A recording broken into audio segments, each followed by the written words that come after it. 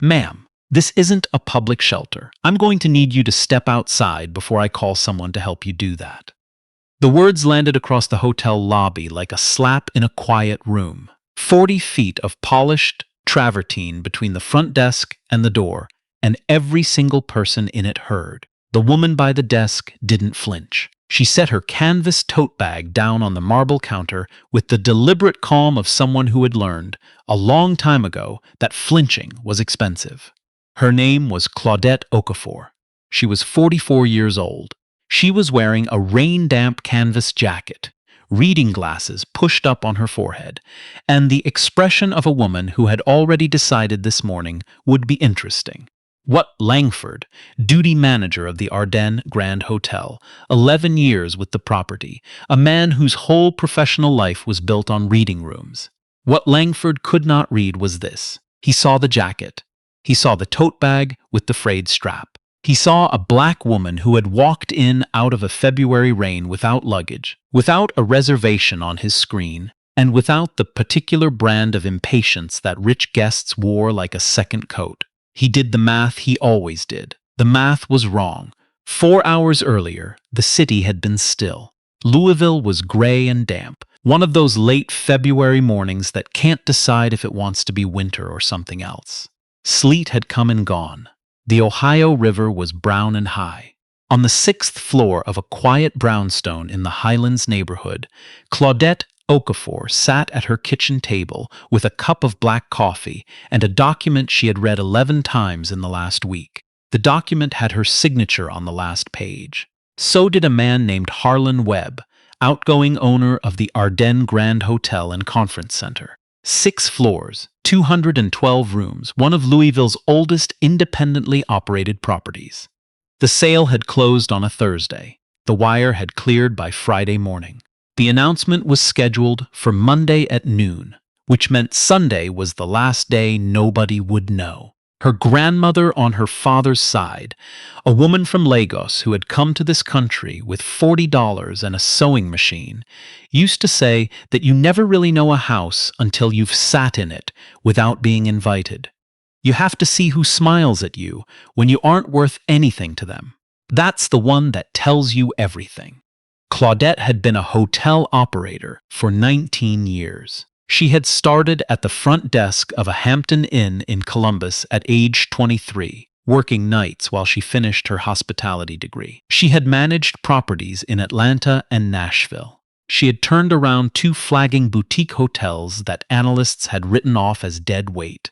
Her company, Okafor Group, held partial or full ownership of 7 properties across 4 states. Not one of those hotels had her name on a sign outside. She preferred it that way. Names on signs made you comfortable. Comfortable made you miss things. So she set the acquisition document in the fireproof lockbox under her desk, pulled on the canvas jacket, old, soft, the one she wore when she wanted to disappear, and called a cab. Not a car service, a cab. She left her phone on the kitchen table and took a notepad and a pen. She wanted to see the Ardennes Grand the way a first-time guest would see it. She wanted to feel the friction. She wanted to know where the cracks were before she put her name on the wall. The cab dropped her 2 blocks away. She walked. The rain started again, the thin kind that soaks through without warning. By the time she reached the hotel's awning, her jacket was heavy at the shoulders and her glasses were spotted. She pushed through the revolving door. The Ardennes Grand lobby was beautiful in the way old hotels are beautiful. A little worn, a little proud, the kind of place that had stories in the woodwork. A vaulted ceiling with painted medallions gone slightly gray. Brass fixtures that had survived 3 renovations. A marble floor that had been repolished so many times it had started to show its age in the shine. Good bones. She could feel it. A bellman near the elevator didn't look up. A couple with matching wheeled luggage moved toward the front desk. Claudette followed them at a distance, taking it in. The lighting in the lower lobby was dimmer than it should have been, 1 bank of fixtures out above the sitting area. A rubber mat at the entrance curled at one corner. Not dangerous. Not yet. She filed it away. She approached the desk. There were 2 people behind it.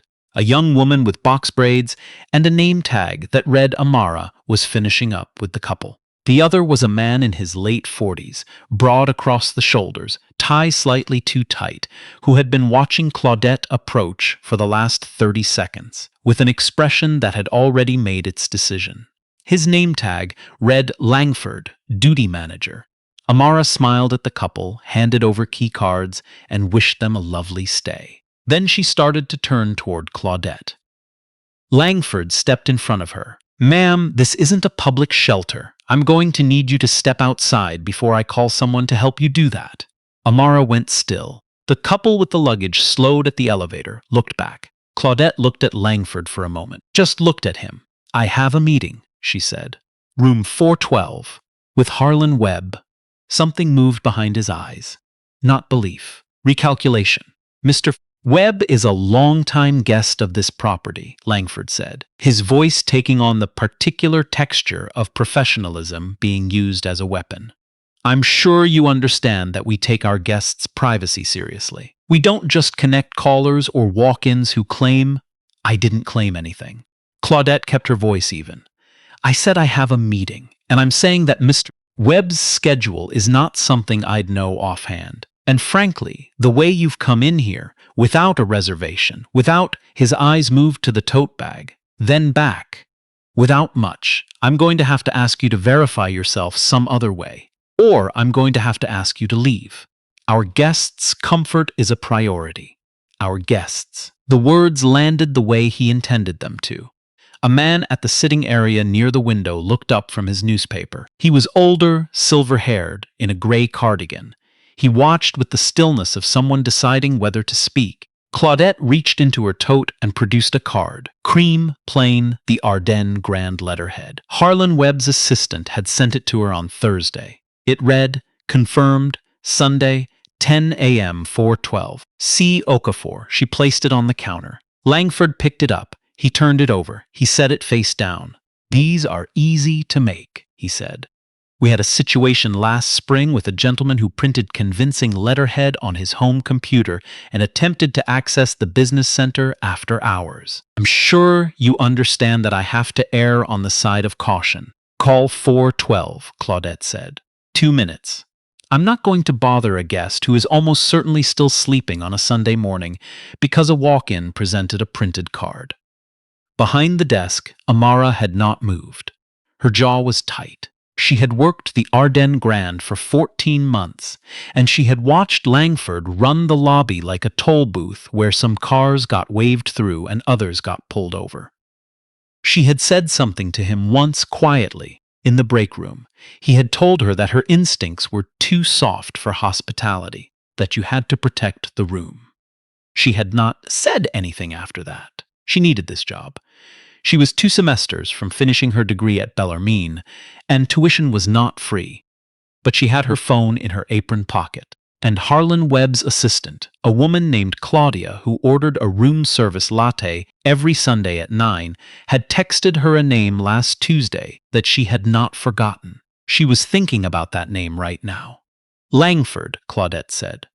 She had stopped looking at him with patience. She was looking at him with something quieter. "What's your full name?" He blinked.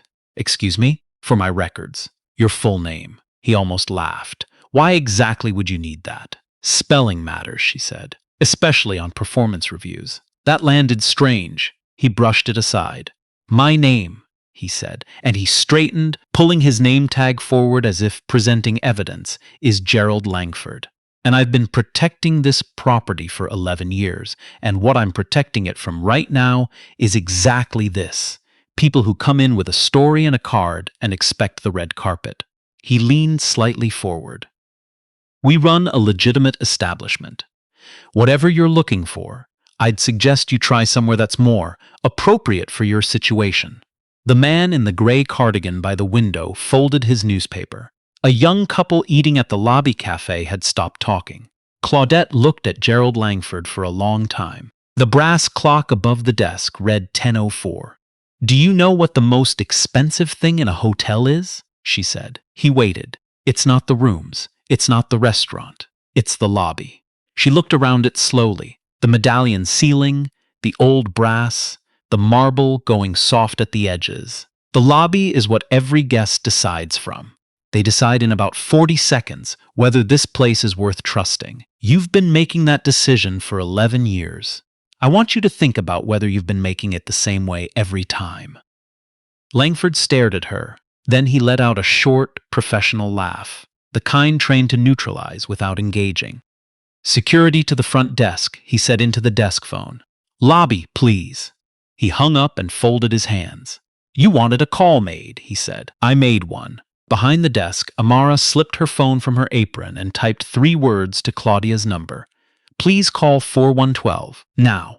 30 floors up, or rather, 4 floors up, which was as high as the Ardennes Grand went. Harlan Webb was on his second cup of room service coffee, dressed but not yet ready, reading his Sunday paper the way men of a certain generation still did, folded in quarters, held up at arm's length. His cell phone buzzed. Then the room phone rang. He read Claudia's text. He looked at the clock. He set down his coffee cup very carefully. The security officer who crossed the lobby 2 minutes later was a woman named Bertrice Solano, 26 years old, former Army MP, 18 months at the Ardennes Grand. She had answered calls like this before. Noise complaint, guest dispute, someone lingering in the wrong place. She took them seriously. She also took them carefully, because she had been the woman lingering in the wrong place enough times to know how fast those calls could go sideways. She looked at the scene as she walked. Langford behind the desk with his hands folded, satisfied. Amara pressed to the far end of the counter, not satisfied. A woman in a rain-damp jacket standing at the desk with a canvas tote and the stillness of someone who had made a decision not to be moved. Bertrice slowed down. "Ma'am," she said, arriving beside the desk. She kept her voice professional, neutral. "Is there a situation here I can help with?" "Not with me," Claudette said. "I've asked twice for someone to call room 4112 and confirm a meeting. Both times, no." Bertrice looked at Langford. "She doesn't have a reservation," Langford said immediately. "She presented a card she claims is from a guest. She's declined to leave. Standard removal." "It's not standard if she's telling the truth about having a meeting," Bertrice said, quietly enough that only the desk could hear. "One call." "Why not one call?" "Because I'm not going to." The elevator chimed. The doors opened. Harlan Webb came across the lobby with the shuffling urgency of a 71-year-old man who was furious and trying to hide it. He was still buttoning his cuff. His reading glasses were perched sideways on his head. "Claudette." He said her name before he reached the desk, loud enough for the cafe to hear. He got to the front desk and stopped, slightly winded. He looked at her jacket, her wet shoulders, the tote bag. Then he looked at Langford. "How long has she been standing here?" Nobody spoke immediately. "Harlan," Claudette said, "let it go for now." "I will not let it go." He turned to Langford, and the quietness in his voice was the kind that came from someone who had been managing people for 5 decades and knew exactly what a soft voice in anger could do. "This woman has been standing at your desk for how long?" "Sir, we had a verification concern. She's Claudette Okafor." Harlan's voice did not rise. It didn't need to. "She is the reason I slept in this hotel last night instead of going home. Because we had a 10 o'clock meeting that I scheduled, that Claudia confirmed, that your front desk apparently decided was not worth one phone call." He looked at Langford the way men look at things they are going to have to deal with later. "Get the manager on call, now." Langford's professional composure developed a small crack in it, the kind that starts at the corners of the mouth. "Sir, I am the manager on call." "Then get me whoever manages you." Across the lobby, the man in the gray cardigan stood up. He had worked at the Ardennes Grand for 22 years, not as a guest. He was the weekend concierge, Walton Beaupre, on his break, reading his paper where he always did because the chair had good light. He had watched the whole thing. He walked to the desk now, unhurried. "Gerald," he said. Just the name. Just that. The crack in Langford's composure spread. Harlan put his hand briefly on Claudette's arm. "Come upstairs." "I'm sorry. I'm deeply sorry. I need a minute," she said. She wasn't looking at Harlan. She was looking at the lobby, slowly, the way she'd looked at it when she first walked in. The dim fixture, The curled mat. The desk where a woman had been standing for 11 minutes while a man made her wait for the dignity of a phone call. She looked at Amara. "What's your name?" The young woman straightened slightly. "Amara. Amara Diallo. How long have you been here, Amara?" 14 months. Claudette nodded once, filing it away, the same way she had filed the light fixture and the mat. Then she looked at Langford. He had gone pale in the specific way of a man whose math has finally corrected itself, and he does not like the new sum. "Gerald Langford," she said, "I want you to stay close. There's going to be paperwork." She picked up her tote bag, told Harlan she'd meet him upstairs in 5 minutes, and turned toward the lobby. The man with the newspaper watched her walk away from the desk. He had seen the folder she carried, had seen the card placed face down on the marble without being read, had watched the whole 11 minutes of it. He took out his phone. He didn't post anything. He sent a text to his daughter, who worked in employment law, that said simply, "Sunday morning. Ardennes Grand Lobby. Watch the news this week." Upstairs, the meeting was quiet and went 40 minutes over schedule because Claudette had stopped looking at the acquisition numbers and started asking a different set of questions. What were the complaint records for the front desk over the past 18 months? How were complaints tracked? Which employees had written up the most incident reports? How many of those incident reports had been filed against other employees? Harlan Webb was not a bad man. He was a man who had run a hotel for a long time and trusted the people he trusted. He had not known. She believed that. Believing it did not make it irrelevant. The review was opened by Tuesday morning. What it found over the next 8 days was not a single bad morning. It was a pattern written in paper trails and timestamps and records that people assume disappear but rarely do. 6 complaints against Langford in 3 years. 3 of them from guests. 2 from staff. 1 from a vendor who had been kept waiting 40 minutes in the lobby while a white couple with lighter luggage was checked in ahead of them. All 6 complaints had been reviewed by the same supervisor, a man named Dunmore who had worked with Langford since they were both at a Marriott franchise in Lexington. All 6 had been marked resolved, no action warranted. Dunmore left the property by mutual agreement on a Wednesday. Langford's review took 9 days because Claudette had insisted on process, not speed. Amara Diallo was interviewed on a Monday afternoon. She answered every question directly. She said yes, she had noticed the pattern. She said she had raised it once. She said she had not raised it again because she needed the job and she was close to finishing her degree. And she had made a calculation that a lot of people in her position make. She said she did not regret the text she had sent on Sunday, but she was scared of what it would cost her. The HR interviewer wrote that down. She also wrote down what Amara said next, which was that the only thing that gave her any hope that morning was the woman at the desk who had just not moved, just stayed, quiet and steady and refusing to be erased. "I want to be like that someday," Amara said, "that kind of still."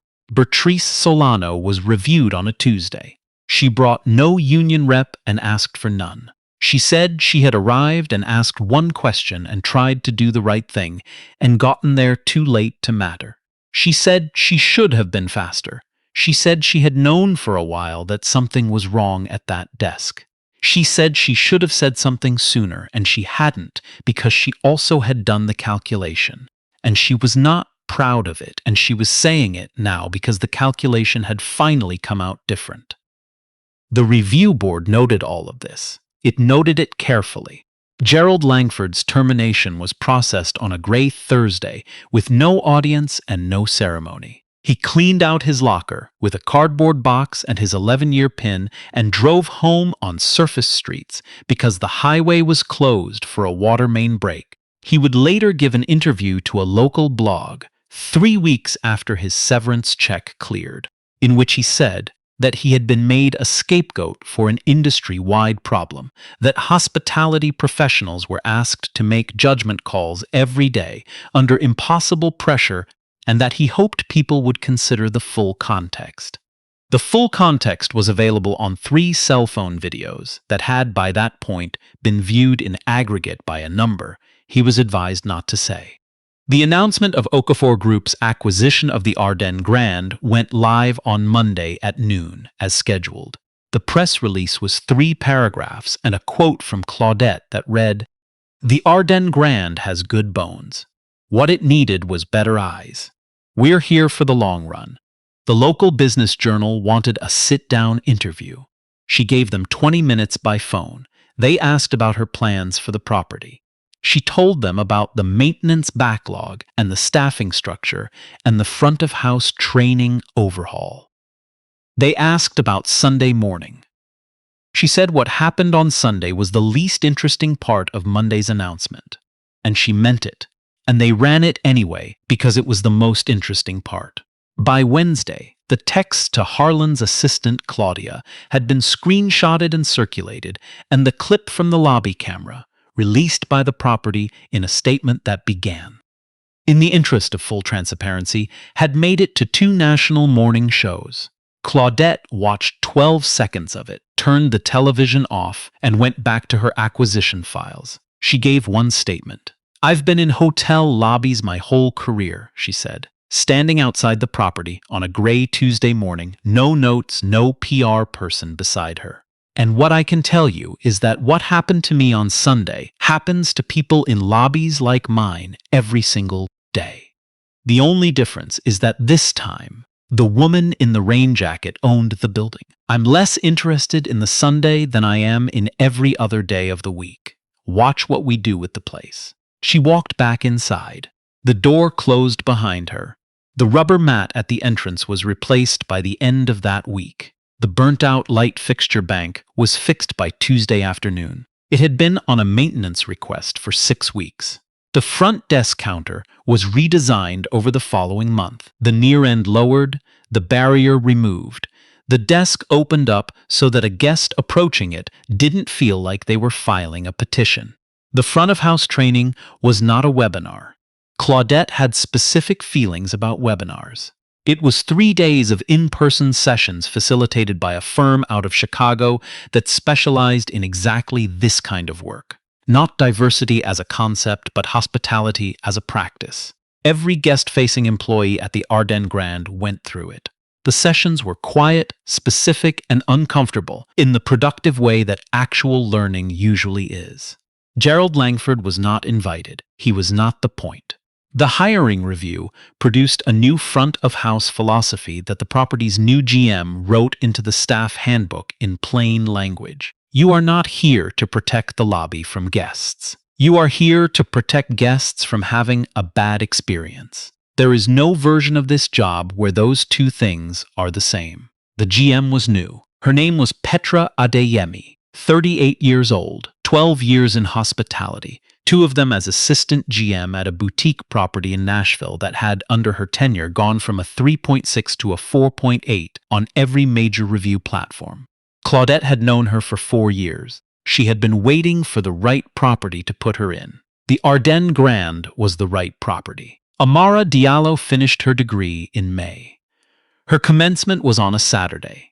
Claudette sent flowers, which Amara found faintly embarrassing, and also kept. In June, a position opened at the Ardennes Grand that had not existed before: Director of Guest Experience. The posting described the role in specific terms. It was not a PR job. It was not a brand ambassador job. It was the person whose primary responsibility was the quality of every interaction in the first 60 seconds of a guest's stay. The job description was precise enough that it might as well have had a name on it. Amara Diallo started in August. Her first week, she redesigned the onboarding binder. She added 1 page at the front, before the procedures, before the dress code, before the emergency protocols. It was a single paragraph. It read, "Every person who walks through that door is worth exactly the same amount of attention and care as the one before them. You do not know who they are. You do not know what they carry. You do not know whether the quiet woman in the old jacket is having the worst week of her life or the best one. Your job is not to know. Your job is to make her glad she came in from the cold." Bertrice Solano kept her job. The review board had been clear. She had been working with incomplete information. She had asked the right question when she arrived, and she had told the full truth afterward, including the parts that made her look bad.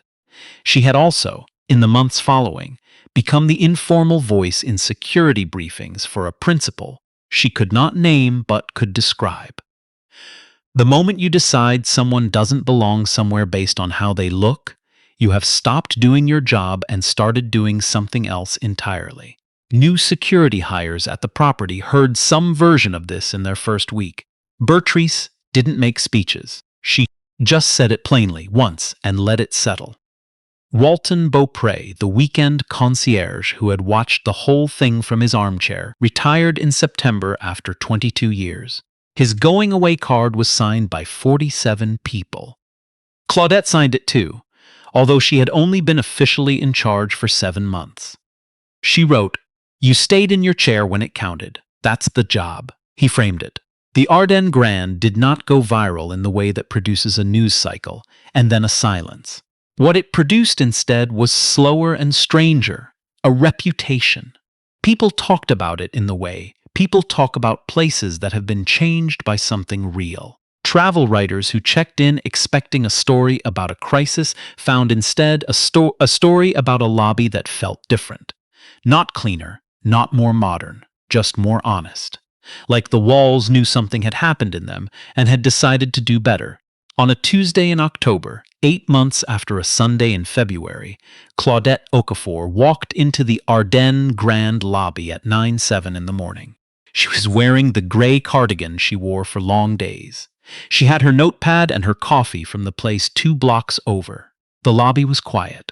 Morning light came through the tall front windows in the particular way it does in old buildings. Slow, institutional, warm. The new desk was open at the near end, no barrier. A young man at the far side was on the phone, his voice low. At the near end, Amara Diallo was checking something on her screen.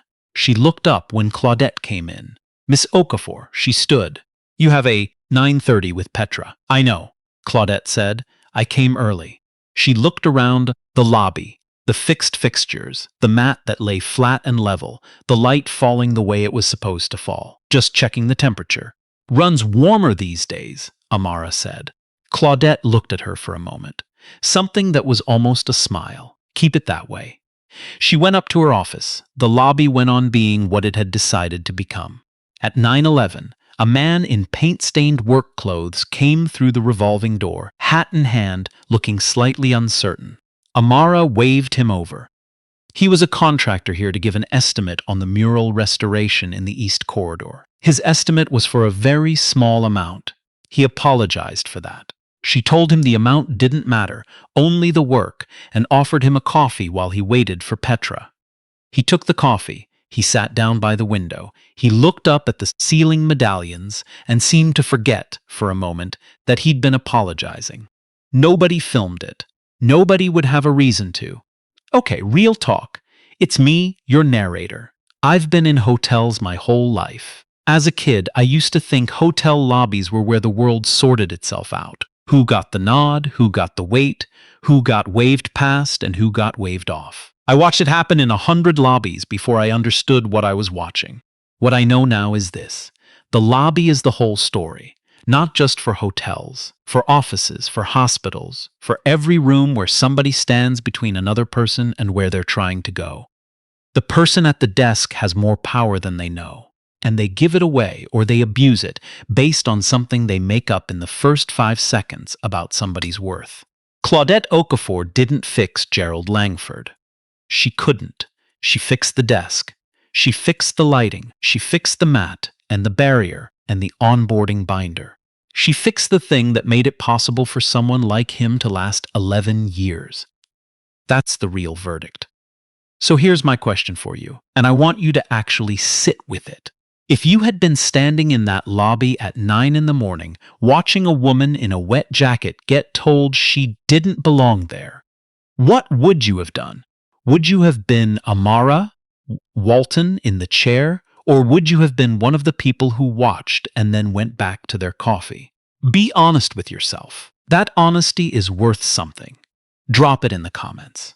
I read everyone, and the honest answers are always the most useful ones.